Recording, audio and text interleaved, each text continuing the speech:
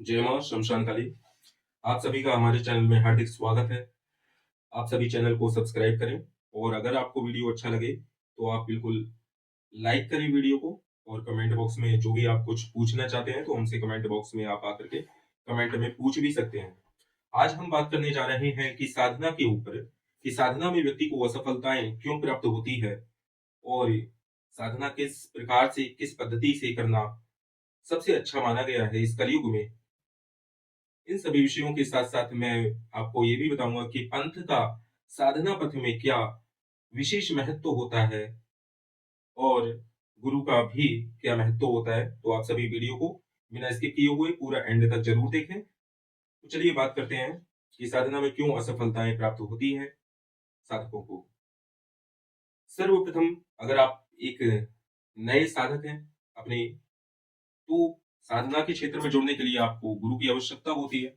गुरु से जब आपको गुरु मंत्र मिलता है तो आप उस गुरु मंत्र को अधिक से अधिक जप करें। जिस प्रकार से अगर आपका गुरु जो भी आपको निर्देश देते हैं, उस आधार पर आप गुरु मंत्र को अवश्य जप करें। विशेष ऊर्जा प्राप्त करने के लिए गुरु मंत्र का 5 लाख से लेकर 9 लाख तक जप करना चाहिए साधक को, जिससे उसके शरीर में औरा मंडल परिपक्व हो सके। और परिपक्व का अर्थ होता है सिद्ध हो जाना, सिद्ध का अर्थ होता है पक जाना।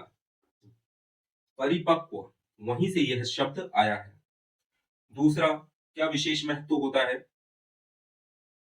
साधना में असफलताएँ क्यों मिलती हैं? या तो साधक का गुरु मंत्र कमज़ोर है, उसकी पूरी ऊर्जाएँ उसके अंदर नहीं बन पाई है।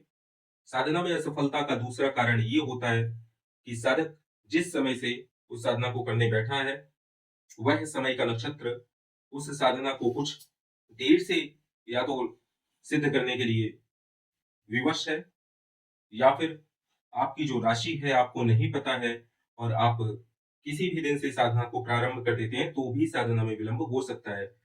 तीसरा कारण है कि आपकी जो राशि में ग्रह है, नक्षत्र की स्थितियाँ हैं, गोचर की स्थितियाँ हैं, उनके कारण, ग्रह बाधा के कारण आपको साधना में सफलता नहीं मिल पाती या तो देर से मिलती है। तो इसमें ये एक मुख्य कारण है जिसके कारण साधकों को, कुछ साधकों को बहुत शीघ्र सफलता प्राप्त हो जाती है और कुछ साधकों को कुछ विलंब से सफलताएँ प्राप्त होती हैं या फिर वह साधना करना ही बंद कर देते हैं।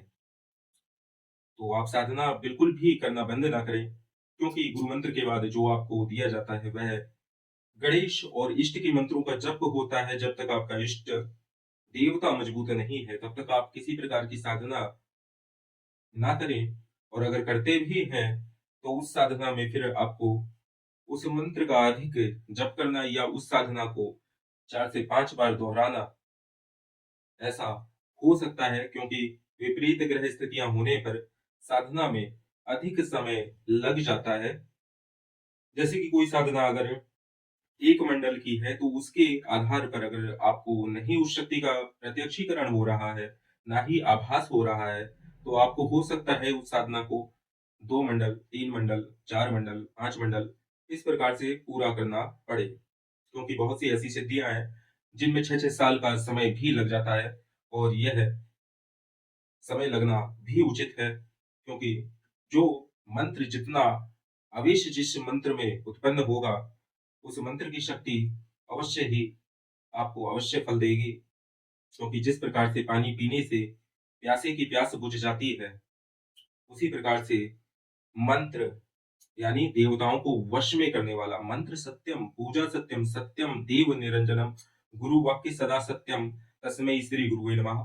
इसलिए आपको जब भी इस साधना में असफलताएं प्राप्त हो रही हैं, तो यही कारण आपकी जिंदगी से जुड़े हैं, जिसके कारण आपकी साधना सफल नहीं हो पा रही है। तीसरा कारण के बाद अब मैं आपको बताता हूँ चौथा क्या कारण होता है जिसके कारण साधना में आपको असफलता प्राप्त होती है।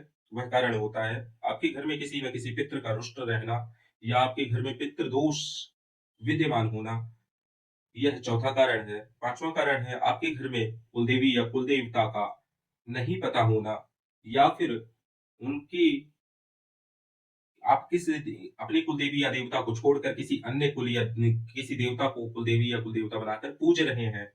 आपके जो पूर्वज हैं वह कहीं और के वासी थे, कहीं और आकर के बस गए। तो आप लेकिन आने वाली पीढ़ी को ये नहीं पता कि हमारे कुल देवी या कुल देवता कौन हैं। उनकी पूजा उनको मूल रूप से या तो मिल नहीं रही है, इसी कारण से आपके घर परिवार में काफ़ी प्रकार की समस्याओं का उत्पन्न होना ऐसा प्रायः देखा जाता है। अब अगर किसी को ये सब अपने घर के कुल देवी देवता नहीं पता है तो क्या करना चाहिए? इसके लिए आपको इष्ट मंत्र का गणेश साधना के बाद इष्ट किसी भी देवी या देवता जिसको भी आप इष्ट मानते हैं या जो गुरु आपको प्रदान करता है इष्ट रूप में, उसके मंत्र का 5 लाख से लेकर 9 लाख जप अवश्य करना चाहिए। इस प्रकार से आपके घर का जो कुलदेवी या देवता है, उस इष्ट ही आपका कुलदेवी या देवता बन जाता है। क्योंकि अगर हमने किसी देवता की शक्ति को उसके अपने मंत्रों के द्वारा, अपने क्रम और साधनाओं और नियमों के द्वारा उसको प्रसन्न अगर किया है, तो उसका भी फर्ज है हमारे हमें सफलताएँ प्रदान करना। हमारे जीवन में उसका होना यह दर्शाता है। कलयुग केवल नाम आधारा, जपत जपत जन होइहै पारा। अर्थात किसी भी प्रकार के मंत्र को जो कि गुरु द्वारा दिया जाता है, वही एक नाम पद्धति है।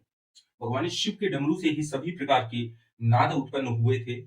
उन्हीं नादों से स्वर बने हैं, उन्हीं नादों से मंत्र बने हैं और मंत्र की आवृत्ति होती है। जब वह मंत्र अपनी आवृत्ति पर जाकर टकराता है, तो इस पिंड जो कि हमारा शरीर है, इस पिंड के अंदर वह आवृत्ति अर्थात इस पिंड के अंदर एक भी ब्रह्मांड है, इस पिंड से बाहर भी ब्रह्मांड है, तो वो आवृत्ति जब बराबर हो जाती है, तो देवता का सानिध्य, देवता का दर्शन प्राप्त होता है। नहीं तो स्वप्न में देवताओं का मार्गदर्शन अवश्य प्राप्त होता है। कई जातकों को आज्ञा पटल पर देवताओं के दर्शन प्राप्त होते हैं, इसमें किसी प्रकार का संदेह नहीं है। अब दूसरी बात पंथ की करते हैं। जिस प्रकार से अघोर पंथ है, वैष्णव किसी भी प्रकार का पंथ नहीं होता है, स्मार्त पंथ होता है, लेकिन बहुत से लोग अपने आप को वैष्णव मानते हैं। ऐसे ही 5 प्रकार के जो पंथ हैं, एक गाणपत्य पंथ है, उसके बाद स्मार्त पंथ है, जो कि भगवान विष्णु से जुड़ा हुआ है, गणपत्य पंथ भगवान गणेश से जुड़ा हुआ है। इसके बाद में जो पंथ है, वह शैव पंथ है, जो कि भगवान शिव से जुड़ा हुआ है। उसके बाद जो पंथ है, वह कौल पंथ है, अर्थात कुलाचार, कुल का आचरण करना, अर्थात शिव और शक्ति दोनों की पूजा करना ही कौलाचार है।